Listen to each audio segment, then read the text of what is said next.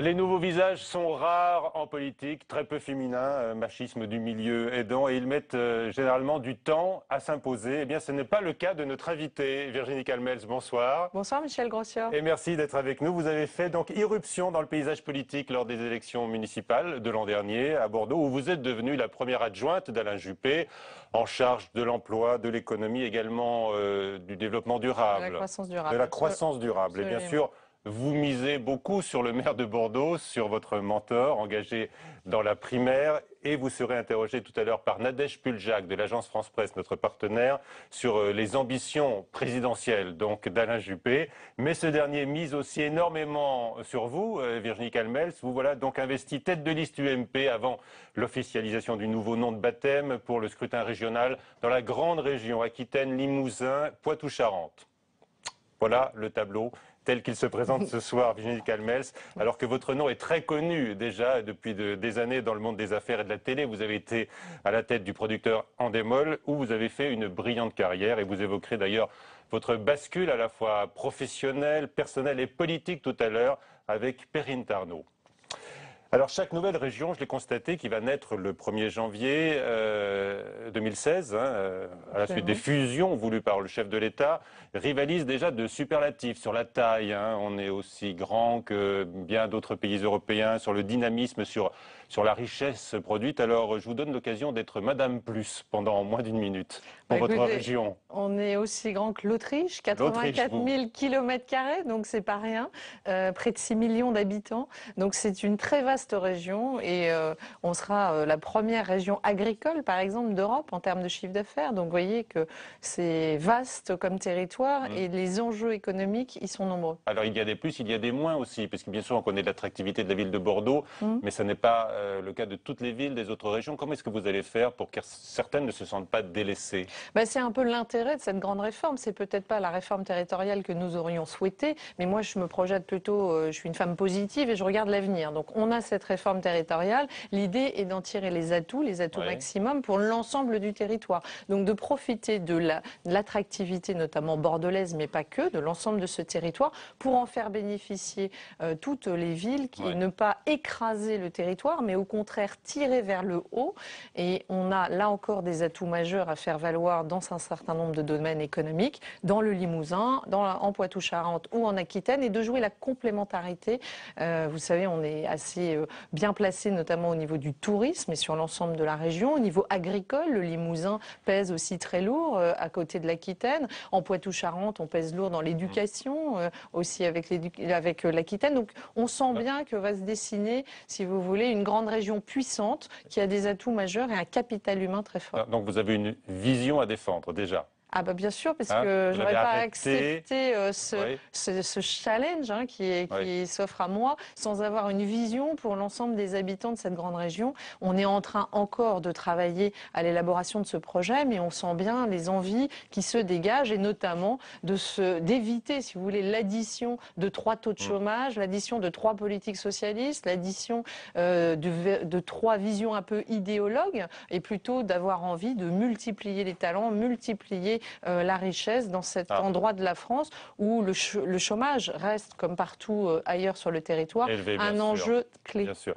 Quel nom est-ce que vous allez proposer pour cette région? Écoutez, moi j'ai proposé, alors ça change peut-être des politiques traditionnelles, moi j'ai plutôt proposé que les habitants décident. Vous savez, ils n'ont pas décidé de cette réforme territoriale, ils la subissent. J'espère qu'ils vont aller décider de qui va diriger cette grande région en allant voter, et surtout en ne passant pas leur tour et en ne s'abstenant pas. Et je pense qu'ils peuvent aussi décider du nom. Vous avez des idées que porte. Oui, j'ai des idées, et donc on va les proposer. Certains évoquent Aliénor, par exemple. Vous voyez demain duchesse d'Aquitaine. C'est le côté féminin. C'est l'histoire aussi. Donc, bien sûr, et puis elle a rayé sur une région qui peu ou prou avait la même emprise territoriale. Absolument. Donc effectivement, on a plusieurs approches. Soit une approche historique, et là ce serait Aliénor ou la Grande Aquitaine en fait, puisque c'était ça le nom plutôt de l'aspect historique. Soit on va sur une approche plus géographique, avec cette façade atlantique qui va être très grande, et donc il peut y avoir le monde atlantique dans la proposition, soit on va sur de la créativité. Hein, on m'a proposé Atlante, on m'a proposé plein de noms.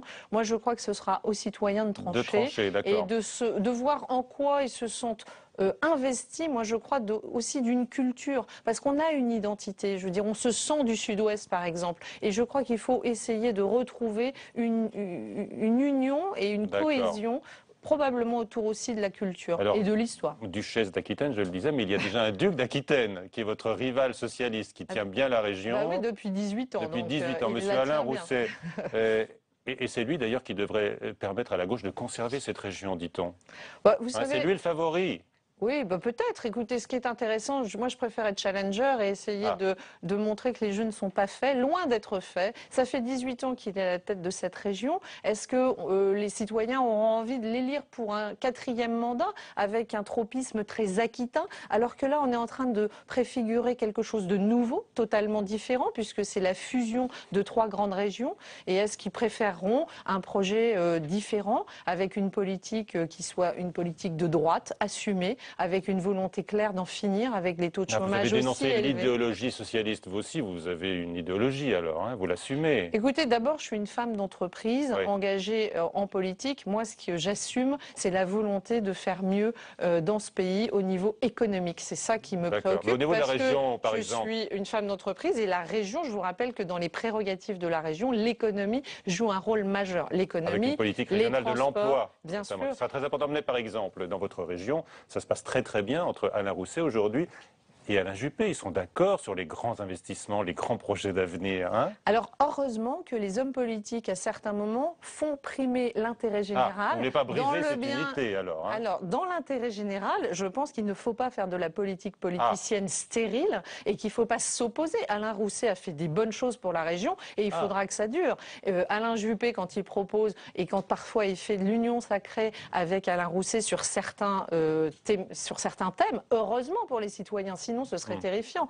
Pour autant, nous ne poursuivons absolument pas la même politique économique et Alain Juppé n'est pas du tout en phase, ni moi-même, avec la politique économique menée par le gouvernement, soutenue par Alain Rousset et appliquée par les 3 présidents de région, hein, par M. Macaire ou M. Van den Broek ou M. Rousset, aujourd'hui dans ce vaste territoire. Alors parlons de la gauche justement, et de l'exécutif. Le chef de l'État, on l'a constaté, a engagé sa campagne présidentielle. L'autre jour, il défend le chemin parcouru depuis 3 ans. Il défend donc son bilan de réformateur, de remise en marche du pays. C'est ce qu'on dit du côté du PS et également de l'Élysée.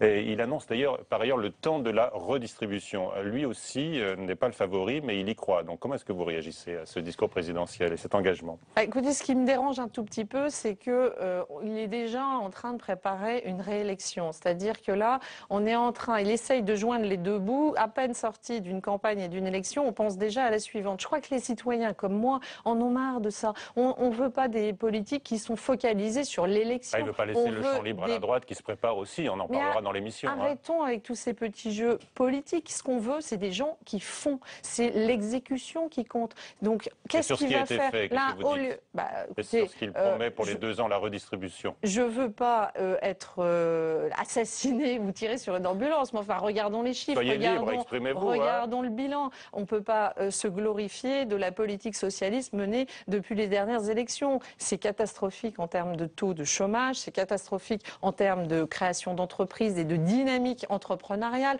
Alors bien sûr, de temps en temps, il y a des inflexions positives et je les salue parce qu'une fois encore, moi, j'ai pas envie de me réduire à de la politique politicienne. Tant mieux quand ça va dans la bonne direction, mais malheureusement, ça va très peu dans la bonne direction et on a un chantier considérable devant nous de réformes à vraiment mener dans ce pays et il va falloir trouver les hommes et les femmes capables de mener ces réformes. Et les hommes vous l'avez trouvé, on en parlera tout à l'heure. Mais je pense que pour mener des réformes, il faut être courageux. Et je pense qu'il faut également cesser de regarder la prochaine élection. Donc quand vous me dites François Hollande, en fait, se lance déjà, maintenant, dans la prochaine élection, c'est catastrophique pour les Français parce que qu'est-ce qui va se passer?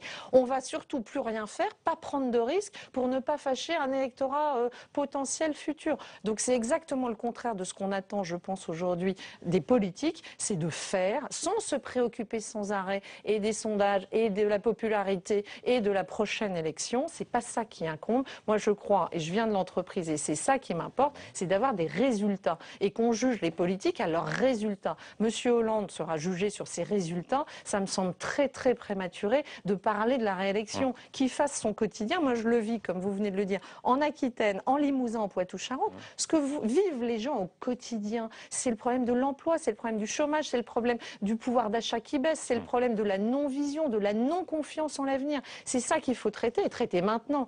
Donc, je pense que c'est totalement prématuré de parler de 2017. Alors, François Hollande investit également le terrain des valeurs, vous l'avez vu, hein, et il a multiplié les commémorations historiques ces derniers mois, et on le verra encore ce mercredi avec son discours très attendu, très important, dit-on, à l'Élysée, au Panthéon, pour l'entrée donc de 4 illustres résistants. Est-ce qu'il incarne à merveille, là, diriez-vous, l'unité nationale ? Non, je crois qu'il est dans son rôle de président de la République et que ça fait du bien à un moment donné quand même de remettre la fonction présidentielle au niveau où elle doit être, c'est-à-dire là, effectivement, rendre hommage à des grandes personnalités, hommes et femmes de la résistance, une entrée au Panthéon qui va être remarquée, mais ces valeurs appartiennent à tous les Français, elles n'appartiennent pas à François Hollande en tant que chef de l'État, qu'il incarne ces valeurs probablement dans un très beau discours. Peut-être qu'il cherche à nous dire qu'il faut se méfier, que ces valeurs sont en péril quand on voit certaines tentations politiques à l'extrême droite ou moins à l'extrême droite aussi, parfois. Oui, mais je pense que c'est bien de réincarner les valeurs, là encore, qui sont les valeurs de tous les Français, qui ne sont pas des valeurs de gauche ou de droite. Rendre hommage à la résistance, ce n'est ni de gauche ni de droite. Et effectivement, méfions-nous des tendances excessives. Mais je crois que là, le sujet est simplement, et il me semble être dans son rôle de chef de l'État, qui rend un hommage et faisons pas de la récupération politique de choses qui sont d'abord et avant tout la fierté des Français. Si vous êtes élue en décembre, Madame Calmels, est-ce que vous allez abandonner toute présence dans les affaires, je veux dire dans les conseils d'administration ou de surveillance? Écoutez, clairement, je pense que le mandat de président de région est un mandat qui doit se faire à temps plein. Donc de ce point de vue-là, moi je ne crois pas qu'on puisse papillonner dans beaucoup de choses. Il se trouve que je suis encore aujourd'hui présidente du conseil de surveillance d'Euro Disney. C'est un mandat non exécutif, donc qui me prend relativement peu de temps, qui pourrait peut-être éventuellement être compatible avec ce mandat de présidente de région. Je suis au bord d'autres grands groupes cotés. Probablement, je les abandonnerai parce qu'au bout d'un moment, qui trop embrasse, mal étreint. Oui. Et moi, je crois qu'il faut être en adéquation Donc ça, c'est un engagement avec la que vous prenez devant les électeurs. que les électeurs me donnent, et y compris mon mandat d'adjointe au maire de Bordeaux ne sera pas compatible avec un mandat de présidente de région. Est-ce que vous resterez la gestion intraitable que vous avez été, même la cost killer, a-t-on dit, lorsque vous avez dirigé des grands groupes, on en parlera également, notamment le groupe Endemol et d'autres, quand il s'agira par exemple de traquer les doublons quand vous allez fusionner 3 régions, ou quand il faudra par exemple peut-être dire oui à la suppression de certains trains régionaux. Le débat a rebondi aujourd'hui. Alors, pour en revenir à la gestion, oui, je suis une femme de gestion, d'efficacité et tournée vers le résultat. Pour autant, quand j'ai servi mes actionnaires, j'ai servi mes salariés également. Je pense que cette grande région, on doit prendre en considération les fonctionnaires, ne pas stigmatiser. Il y a des gens formidables dans la fonction publique, mais il faut leur donner des moyens, il faut leur donner des leviers de faire correctement. En enlever. Je ne sais pas si c'est le sujet aujourd'hui, c'est trop tôt pour le dire. Non, ce qui est certain, avant l'élection, il faut en parler aussi avant pour peut-être. Ce qui est certain, je vais vous le dire, c'est que je ne peux pas entendre le discours mené notamment par mes concurrents qui sont socialistes, mais quels qu'ils soient, d'où qu'ils viennent, qui expliquent que ces grandes régions vont coûter plus cher. On se moque des citoyens. À qui on peut encore aujourd'hui expliquer qu'on fait des réformes territoriales pour que ça coûte plus cher? Eh bien, débrouillons-nous, mettons des gens qui sont capables de gérer pour à minima que ça ne coûte pas plus cher aux contribuables. L'objectif, c'est aussi de faire des économies. L'objectif est de faire de l'efficacité. Oui. Et je suis d'accord que moi, si je me suis engagée en politique venant de l'entreprise, c'est parce que je suis très attachée à la réduction de la dépense publique. 2000 milliards de dettes, c'est quelque chose d'hallucinant qui interroge les citoyens, dont moi, et c'est pour ça que j'ai fait le saut en politique. Et les régions devront prendre leur part. Je pense que les régions devront ne pas arrêter l'investissement, parce que ça, comme dans une entreprise, mais les dépenses de fonctionnement, bien évidemment, doivent être ciblées pour rendre le meilleur service aux citoyens et améliorer la qualité de service et optimiser. Donc évidemment que traquer les doublons, c'est quelque chose qui me semble clé, mais aussi dans une meilleure définition des prérogatives de la région par rapport aux métropoles ou par rapport aux villes. Parce que pourquoi on empile les dépenses? Parce qu'on a un millefeuille territorial qui fait que nous avons des régions, parfois en compétition avec les métropoles ou avec les villes sur un certain nombre d'actions. Essayons d'être intelligents, d'éviter les recouvrements, les zones de recouvrement et les doublons que vous mentionnez. Donc vous resterez tel que vous avez toujours été quand vous avez dirigé des entreprises. Oui, enfin, Oui. parce que je pense qu'on ne change pas, vous savez. Donc moi, je suis focalisée sur le résultat, c'est ça qui m'importe. Ouais. Je pense qu'il faut aussi être dans la concertation, dans l'écoute et aussi dans la capacité à donner envie, et c'est ce que j'espère que j'ai fait dans les entreprises que j'ai dirigées, donner envie aux salariés et donc là aux fonctionnaires territoriaux de faire bien leur travail, de se mettre au service des gens, ce qu'ils font déjà, mais n'ont pas toujours les moyens de la performance qu'ils voudraient avoir parce que on a alourdi les processus. Quand vous voyez les règlements d'intervention pour obtenir des subventions de la région, mais c'est terriblement ça, c'est déjà votre complexe. expérience de première adjointe. Oui, mais c'est surtout notamment. mon expérience de chef d'entreprise et je pense qu'il faut libérer tout ça pour aider les chefs d'entreprise et pas leur rendre la tâche plus compliquée chaque jour. Allez, on va évoquer maintenant plus avant votre engagement partisan. On en a dit un mot déjà.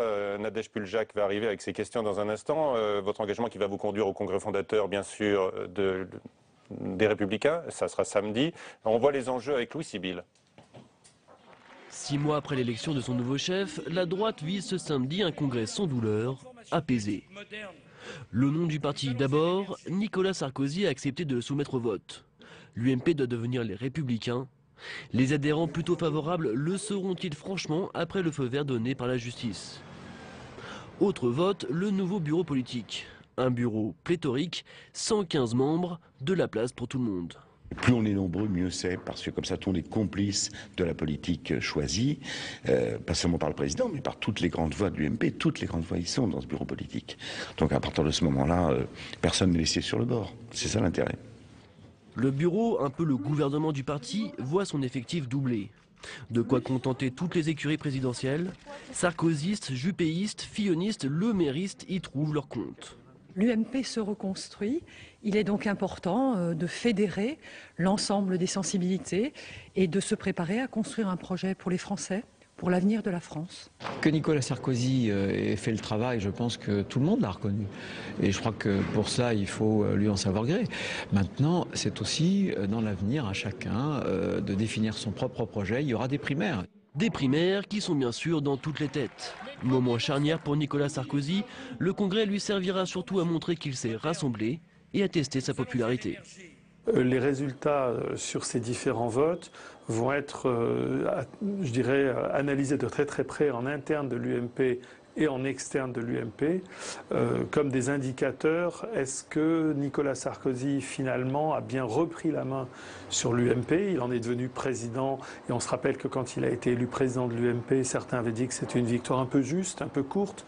Consigne a été donnée de ne pas aborder les primaires pendant ce congrès où chacun prendra la parole. Si l'apaisement est le mot d'ordre, il sera difficile d'éviter les remous. Alain Juppé en a déjà fait les frais, il s'était fait siffler pour avoir défendu un rapprochement avec le centre. Voilà, Nadège Puljac de l'AFP est avec nous. Bonsoir Nadège. Bonsoir, bonsoir Madame Calmels. Virginie Calmels. Voilà, je veux dire que quand on a un nouveau visage de la politique qui apparaît dans cette émission, il y a une avalanche de réactions sur les réseaux sociaux, beaucoup plus impressionnante que pour des ministres par exemple, je le dis au passage. Alors la justice vient de le décider, c'est une bonne nouvelle pour vous, mais je reviens à mes questions. La justice vient de le décider, l'UMP peut désormais s'appeler, en tous les cas jusqu'à nouvel ordre, les Républicains. Est-ce que ce nom vous convient ? Écoutez, je ne suis pas la mieux placée pour juger de ce nom. En tout cas, je crois qu'il définit bien la refondation d'un parti. À mon avis, c'est ça qui est positif, indépendamment du nom lui-même. C'est l'ouverture qu'il y a derrière cette refondation du parti qui, là, me convient, parce que je crois qu'on a besoin de se moderniser, que l'appareil politique apparaît souvent un peu poussiéreux, en tout cas pour des gens comme moi issus de la société civile. Moi, je ne m'étais jamais encartée, parce que ça ne faisait pas forcément... Mais non, vous êtes encarté. Je ne le suis pas encore, j'ai reçu une investiture pour ces régionales, mais je trouvais que c'était bizarre d'être la dernière adhérente à l'UMP. Je préférais être la première adhérente aux Républicains dans justement cette refondation et cette ouverture qui semble être le mot d'ordre de ce parti, on va dire, nouvelle nouveau parti. mouture. C'est un nouveau parti, je vois que vous hésitez. C'est un nouveau parti. Je pense que c'est un renouveau d'un parti existant. Voilà, on ne change pas évidemment les fondamentaux de ce parti. En revanche, on sent bien, d'abord, il y a une modernisation, il y a une décentralisation, il y a une numérisation. On sent que le parti se met à l'ère dans laquelle nous vivons tous, c'est-à-dire l'ère de la modernité. Une ouverture aux femmes, une ouverture à des gens différents, dont moi, une ouverture numérique. C'est ce qui vous a Voilà, poussé, tout vous, ça est à adhérer intéressant. enfin, vous n'avez pas encore adhéré, vous allez adhérer. C'est ce qui vous pousse à adhérer, toute cette modernisation, cette... Je vais vous dire, moi je suis une femme de la société civile, je ne m'étais pas posé la question avant aujourd'hui d'adhérer à un parti. Il se trouve que même élu à Bordeaux, le fait d'être non encarté n'était pas un sujet pour faire de la politique locale. À partir du moment où je reçois une investiture, vous-même vous me présenterez comme la tête de liste UMP et à partir de ce moment-là, je pense qu'il faut savoir être en phase avec ce qu'on représente. Et dans ce contexte-là, ça m'a semblé totalement naturel de faire la démarche d'aller adhérer aux Républicains parce que d'abord, c'est ma famille politique depuis longtemps, c'est pas nouveau. On n'a pas besoin de prendre sa carte de parti pour avoir des convictions politiques. Il y a plein de gens dans ce pays qui sont de droite, comme moi, qui n'ont jamais pris une carte de parti. Là, je représente l'UMP et j'espère les centres pour cette élection régionale, naturelle que j'appartienne à la famille politique qui m'a fait confiance. Alors, samedi se tiendra le congrès de l'UMP, ou plutôt des Républicains, donc, à la porte de la Villette à Paris. 20 000 personnes sont attendues. Et qu'est-ce que c'est? C'est une grand-messe pour Nicolas Sarkozy ou pour votre parti? Je crois que surtout, c'est montrer que peut-être on tourne un peu la page d'une période qui n'était pas forcément la période la plus glamour, une fois encore, de ce parti. Donc c'est intéressant de voir qu'il y a une union avec des tendances qui sont différentes, des écuries, entre guillemets, peut-être un peu différentes. Il y a un président du mouvement, c'était la question un petit peu de Nadège. Il y a un président du mouvement, mais c'est pas pour ça que c'est pas pour ça que c'est l'ode à Nicolas Sarkozy. Mais il incarne, et il est le président de ce parti, qui incarne aujourd'hui un renouveau et un rassemblement. Voilà, je crois que c'est ça le sujet de samedi. Alors, il y a 3 jours, il y a un sondage Odoxa qui a indiqué qu'Alain Juppé battrait largement Nicolas Sarkozy à la primaire au second tour. Je crois que c'était 45-55, enfin, c'est clair et net. Et c'est la première fois que ça arrive. C'est la première fois que M. Juppé est donné gagnant à cette primaire. Qu'est-ce qui s'est passé de nouveau pour que tout d'un coup les Français aient envie de faire davantage confiance au maire de Bordeaux? Vous savez, moi je prends toujours les sondages avec beaucoup de précautions. L'élection de Cameron nous l'a encore prouvé très récemment. Donc on ne va pas s'emballer sur les sondages. Je crois simplement que beaucoup de Français... Vous l'avez pas fêté là entre... Non, non, en l'occurrence non. Mais moi j'étais à Angoulême, à Périgueux. Mais en l'occurrence on n'a pas fêté ce sondage. Je pense que vous savez, beaucoup de Français comme moi d'ailleurs observent qu'Alain Juppé a une stature d'homme d'État. Je pense que des sondages comme ça ne font que souligner le fait qu'il a une stature d'homme d'État et qu'il est probablement aujourd'hui un homme qui pourrait réellement incarner pour ce pays un changement capable de réforme et puis probablement aussi lié à son expérience et au fait qu'il ne briguerait la présidence de la République que pour un seul mandat. On en a parlé tout à l'heure. Ça, c'est un gage de courage et c'est un gage de, je le disais tout à l'heure, je pense qu'il faut arrêter, comme François Hollande le fait aujourd'hui, d'être focalisé sur sa réélection. Quand on est courageux, on est dans l'exécution. Et ce que attendent les Français, c'est plus des paroles, c'est plus des programmes, tout ça, ils l'ont entendu depuis des années, c'est du faire, c'est de l'action. Alain Juppé l'a prouvé à Bordeaux, il a un bilan assez remarquable dans cette ville et clairement, on sent qu'il a acquis une méthode, probablement mise à l'épreuve des faits, du concret à Bordeaux. Et cette méthode, je pense qu'il peut l'appliquer à l'État. Avant de l'appliquer à l'État, il faut déjà... Bien sûr qu'il y ait l'élection présidentielle, mais avant même de gagner l'élection présidentielle, il faut qu'il y ait la primaire. Et pour ça, il faut que les centristes soient avec vous. Il faut que le maximum de centristes votent à la primaire. Comment vous allez faire pour les décider à se déplacer je rappelle que c'est les 20 et 26 novembre. 27 novembre, c'est bien ça, je ne me trompe pas, 20 et 27 novembre 2016, la primaire. Une fois encore, on est en train de parler d'une élection présidentielle. À qui on va s'adresser? On va s'adresser aux Français. Non, mais donc, avant la primaire, je parle des primaires. Tous les Français, ceux qui se sentiront concernés. Oui, je parle des primaires. On va s'adresser aux Français. Et les Français vont décider qui ils ont envie pour représenter la formation de la droite et du centre. Ce n'est pas les Français qui vont aller voter à la primaire UMP ou les probablement notre famille politique assez large, c'est-à-dire en incluant les centres, probablement ce sont ceux-là qui vont aller se déplacer et évidemment on n'imagine pas que le peuple de gauche se précipite aux primaires de la droite. Mais ce qui est important, c'est quand je dis les Français de droite, on va bien au-delà des clivages de partis, on va bien au-delà du nombre même d'adhérents à un parti. Mais là, vous nous parlez Ça veut déjà dire de la qu'on a campagne envie- de deuxième tour. Là, Non, pour je la vous parle des présidentielle. primaires où je pense que les socialistes ont fait près de 3 millions de votants et je pense que la droite peut faire bien plus. Parce que Bien on plus est... que 3 millions. Mais pourquoi pas? Nous sommes à un moment historique et vous allez nous l'expliquer. On a un risque d'avoir une Marine Le Pen au deuxième tour. Ça veut dire que ces primaires deviennent presque un premier tour de présidentielle. Ça change tout. Moi, je suis passionnée de politique. J'ai suivi les primaires socialistes. Évidemment, je ne suis pas allée voter aux primaires socialistes, mais j'ai suivi les débats comme beaucoup de gens. Mais pour autant, là, on est dans un moment historique où on va peut-être avoir encore le Front National qui pourrait être Quelle présent chance vous au donnez à Alain deuxième Juppé, tour. vous?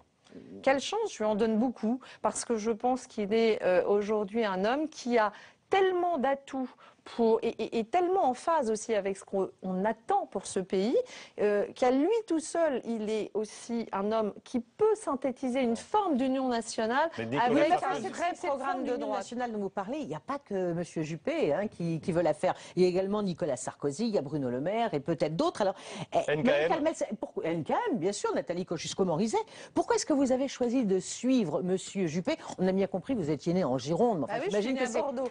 C'est pas la seule raison. En l'occurrence. C'est pas la seule raison. Pourquoi lui? Pourquoi pas Nicolas Sarkozy? Pourquoi pas Bruno Le Maire? Pourquoi pas François Fillon? Pourquoi pas Nathalie Kosciusko-Morizet? Pourquoi? En l'occurrence, il m'a proposé de le rejoindre au municipal. Ça vous a pas échappé, dans la ville dans laquelle je suis née et à ses côtés. Il se trouve que la ville dans laquelle je suis née et Alain Juppé, c'est vrai que c'était pour moi une approche qui me correspondait en termes de valeurs. Alain Juppé, aujourd'hui, incarne, de mon point de vue, un homme d'État un peu au-dessus de la mêlée, un peu éloigné des querelles politiciennes. Quand vous regardez ce qu'il a fait à Bordeaux, c'est une transformation en profondeur de la ville. Les gens aspirent à ça. Les gens aspirent aujourd'hui à ce qu'on soit dans l'intérêt général. Alain Juppé a fait primer l'intérêt général sur son intérêt particulier. Je pense que peu d'hommes et de femmes ont fait ça dans une carrière politique. Je crois que c'est un atout majeur et surtout, il inspirera ou pas, on verra. Moi, en tout cas, j'ai fait mon choix. La confiance. Et c'est essentiel de restaurer la confiance dans ce pays.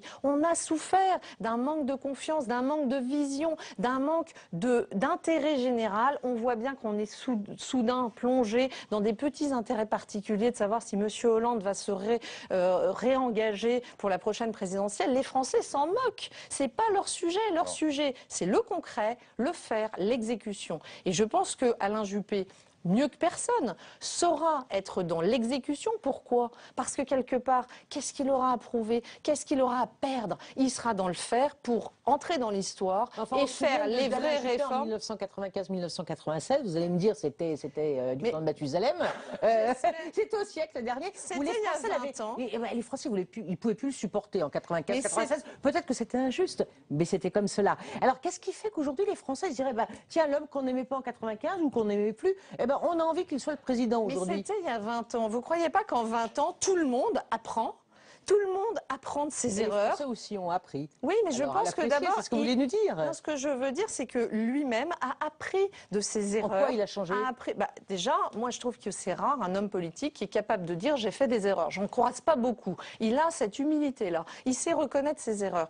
Reconnaître ses erreurs, c'est aussi avoir appris une méthode, comme je le disais, sur le terrain. Il sait écouter, il sait concerter, il sait co-gérer sur certains sujets avec la gauche. Quand vous faites le tramway à Bordeaux, c'est ni de droite ni de gauche. Il a su faire ça. Donc je pense qu'il a beaucoup appris et que l'Alain Juppé d'aujourd'hui n'est pas forcément le même que celui d'il y a 20 ans. Avec un peu de temps. En termes même économiques, si vous regardez bien, il est devenu beaucoup plus girondin au bout de 20 ans qu'il n'était à l'époque il y a 20 ans. Donc on sent bien que, et heureusement, Alain Juppé n'est pas une machine comme tous. C'est de la passion, là, Madame Calmette. Pas de la passion, je vais vous citer quelqu'un. C'est de la conviction. Il y avait quelqu'un à votre place il y a peu de temps ici, c'est Dominique Régnier, qui est votre voisin, candidat à UMP dans la grande région Midi-Pyrénées, Languedoc-Roussillon. Et alors, il aurait déclaré, selon le Canard enchaîné la semaine dernière, à propos d'Alain Juppé, j'ai trouvé un homme vieux qui ne se battait pas. Écoutez, c'est pas ce que moi je ressens. L'aspect âge est à mon avis très réducteur parce que là encore je crois qu'on a besoin d'hommes d'expérience et que de ce point de vue-là, l'âge d'Alain Juppé est un atout de mon point de vue plutôt qu'un handicap. Et dire qu'il ne se bat pas, alors là je crois que c'est très intéressant, c'est qu'effectivement Alain Juppé ne se bat peut-être pas avec les mêmes armes que d'autres, mais ce qui est important, c'est pas d'être dans une forme de bataille. Ce qui est important, c'est d'avoir des convictions propositions et de vraiment les porter jusqu'au bout. Je pense que c'est ce qu'il fera. Il est absolument convaincu et déterminé. Et c'est ça qui va être intéressant. Après, effectivement, Alain Juppé n'est peut-être pas homme de coup bas, tant mieux. Moi, je trouve que là encore, c'est plutôt tout à son honneur. Alors justement, vous parliez des valeurs. Souvent, Alain Juppé évoque l'identité heureuse. Après les attentats de Paris du mois de janvier, on peut encore parler d'identité heureuse en France ?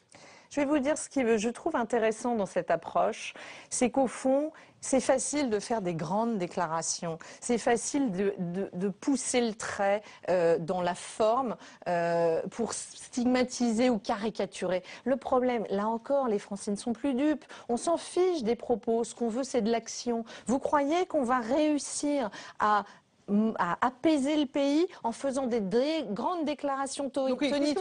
Il faut qu'Alain Juppé arrête de parler d'identité heureuse. Non, je pense qu'en parlant de l'identité heureuse, il est dans une approche beaucoup plus mesurée, c'est-à-dire qu'on ne stigmatise pas les musulmans. En revanche, on doit être très dur. Alors on lui dit c'est de la naïveté. Non, non, non. Le point n'est pas d'être naïf, le point est d'être dans l'action. Il faut être très dur sur l'islamisme quand il dépasse les limites acceptables pour notre pays.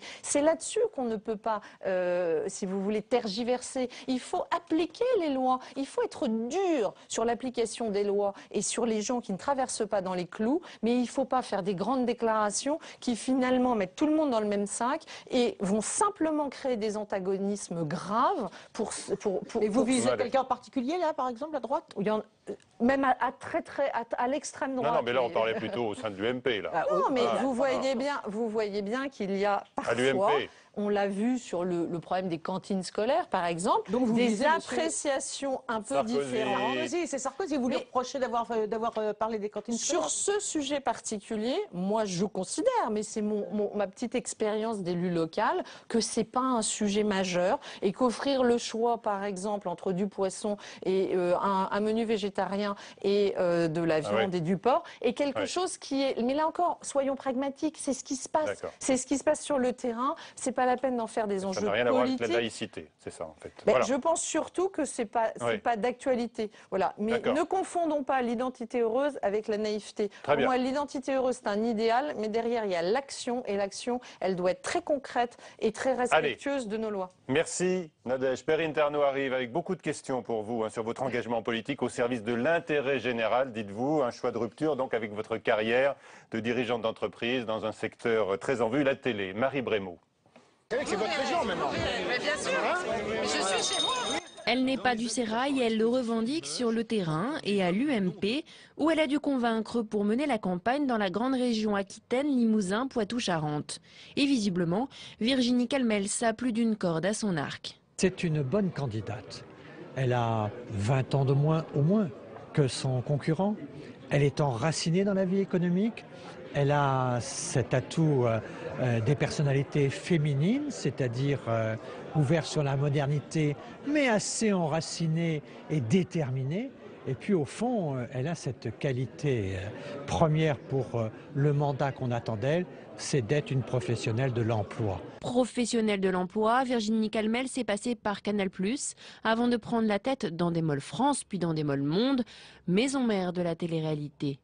Réussite dans le monde de l'entreprise où elle a acquis la réputation d'être une femme d'affaires redoutable sans état d'âme. Une ascension qui ne doit rien au hasard, a écouté Sophie Dolan, une de ses amies depuis plus de 15 ans. Virginie est une fille extrêmement organisée, c'est-à-dire que lorsqu'elle décide quelque chose, elle le fait pratiquement dans la minute et elle sait exactement où elle va et elle met, en tous les cas, elle y met tous les moyens pour y arriver et elle le fait. Ainsi, quand elle décide de s'engager en politique, c'est aux côtés d'Alain Juppé à Bordeaux, sa ville d'origine. Et depuis 1 an, elle seconde le maire de Bordeaux. C'est sa première adjointe en charge de l'économie, de l'emploi et de la croissance durable. Alain Juppé, son mentor dans un parcours politique encore naissant, ce que ne manquent pas de souligner ses adversaires. Je la connais, enfin, pas plus que les Bordelais ou pas plus que les Aquitains ou les gens de Limoges et les Limousins, on la connaît pas. Elle vient d'arriver de Paris à Bordeaux depuis moins d'1 an, un peu plus d'1 an. Elle appartient à un monde de la télévision qui est même à l'intérieur de la télévision, un monde un peu particulier. Donc je ne peux pas juger. Donc je laisse à Alain Juppé le soin d'avoir choisi cette personne. n'être que le choix d'Alain Juppé, bien trop restrictif pour cette ambitieuse. Mais moi, j'imagine avant 10 ans, ministre. C'est un minimum pour Virginie, j'en suis sûre. Voilà, Perrine Tarnoud nous a rejoint. Bonsoir Perrine. Bonsoir Michel, Vos bonsoir. questions à Virginie Calmels. Voilà, décidément, Alain Rousset va devoir vous connaître.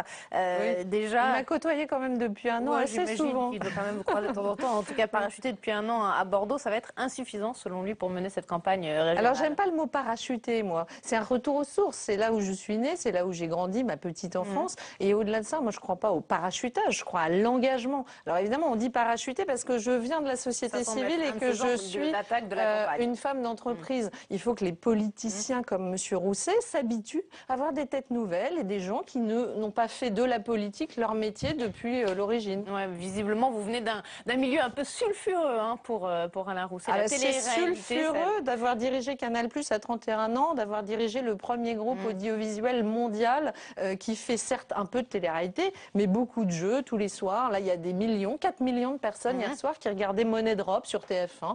Jeux en démol, qui regarde au déjeuner, vous voyez, dans le Limousin, Poitou-Charentes, Aquitaine.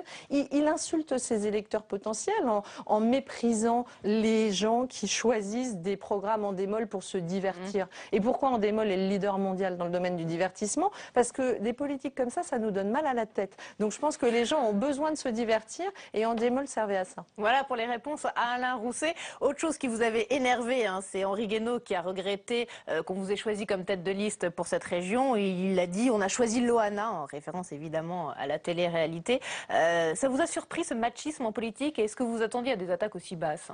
Oui, je vais vous dire, moi j'ai pour habitude de ne pas m'attarder sur ce genre de détails en fait, parce que la commission d'investiture c'est 40 personnes. Bon, Henri Guénaud a fait une remarque, et peut-être pas exactement celle-là d'ailleurs, qui a peut-être été un peu déformée. Ce qui est certain, c'est que je crois une fois encore qu'il faut mépriser personne. Moi je suis une citoyenne comme les autres, Loana aussi. Arrêtons d'avoir ces propos méprisants et machistes, ça c'est vrai. Là pour le coup, je vais vous dire, 20 ans de carrière professionnelle dans l'entreprise, je n'ai pas ressenti ce machisme que l'on ressent en politique. Et là, pour le coup, pour avoir discuté avec pas mal de femmes, et je pense à Valérie Pécresse, Nathalie Kosciusko-Morizet ou d'autres, c'est vrai que c'est un petit peu difficile d'être femme en politique. Pour autant, ça reste archaïque de ce point de vue le monde. Non, je pense qu'il y a une évolution qui est un peu plus lente qu'ailleurs. Voilà, mais ça va venir. La preuve, les Républicains s'ouvrent à la parité dans les grandes instances. Oui.